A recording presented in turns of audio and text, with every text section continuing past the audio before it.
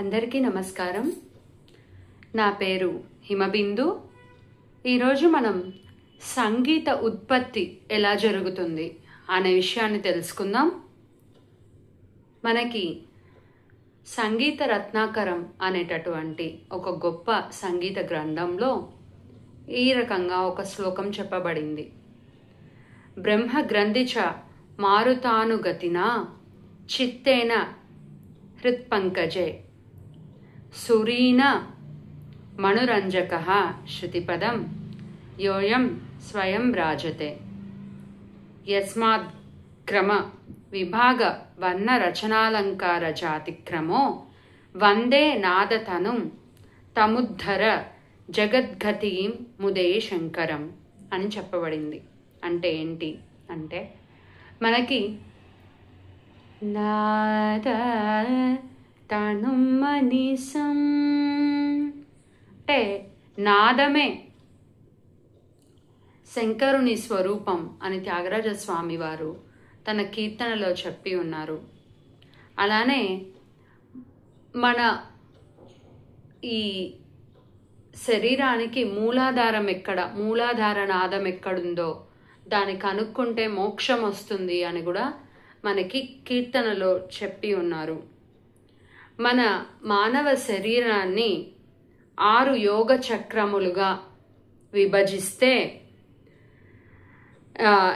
మొదటిది బ్రహ్మగ్రంథి, తర్వాత అక్కడి నుంచి మూలాధార చక్రం అంటే మనం కూర్చున్న భాగం కింద ఉంటుంది ఈ చక్రం. ఇక్కడ 14 దళాలు ఉంటాయి. ఒక లోటస్ లాగా ఉంటుంది కింద.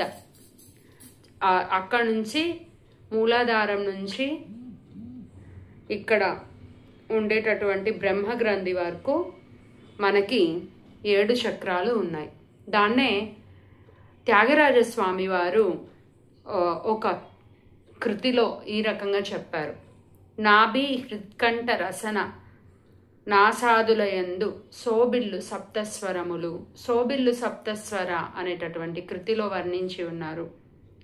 మూలాధారం బ్రహ్మగ్రంథి, స్వాదిష్టాన చక్రం, మణిపురం నాభిస్థానం, అనాహతం హృదయస్థానం, విశుద్ధం కంఠస్థానం, ఆజ్ఞాచక్రం భ్రూమధ్యస్థానం, సహస్రారం కుండలిని వెనక వైపు ఉండేటటువంటి ఈ 7 చక్రాలు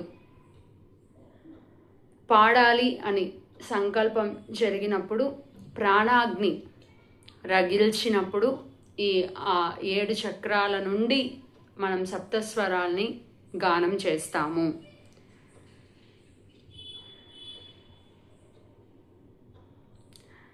ఈ సూక్ష్మనాదము మూలాధారమున గల బ్రహ్మగ్రంథి యందు ప్రాణాగ్నుల ప్రేరేపణచే ఉత్పన్నమై క్రమముగా నాభి, హృదయం, కంఠం, రసన, నాసిక, శిరస్సుల యందు సప్తస్వరములుగా, 12 స్వరస్థానములుగా, 22 శృతులుగా, త్రిస్థాయిల యందు బహిర్గతమగుతున్నది.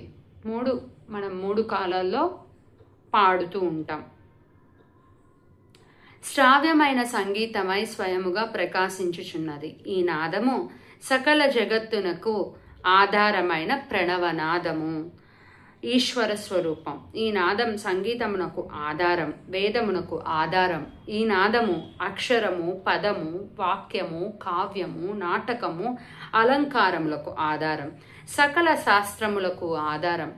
నాదమయమైన సంగీతమునందు స్వరస్థాన, శృతి, వర్ణ, గ్రామ, మూర్ఛన, అలంకార, జాతి, రాగ, గమకములు ఉన్నాయి. ఈ నాదమే మరల లయాన్వితము.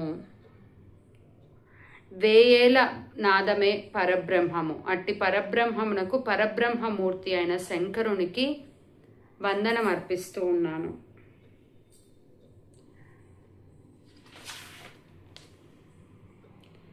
తర్వాత సంగీత ఉత్పత్తిలో సంగీత పరమార్థం ఏమిటి అనేది తర్వాతి వీడియోలో తెలుసుకుందాం. నమస్కారం.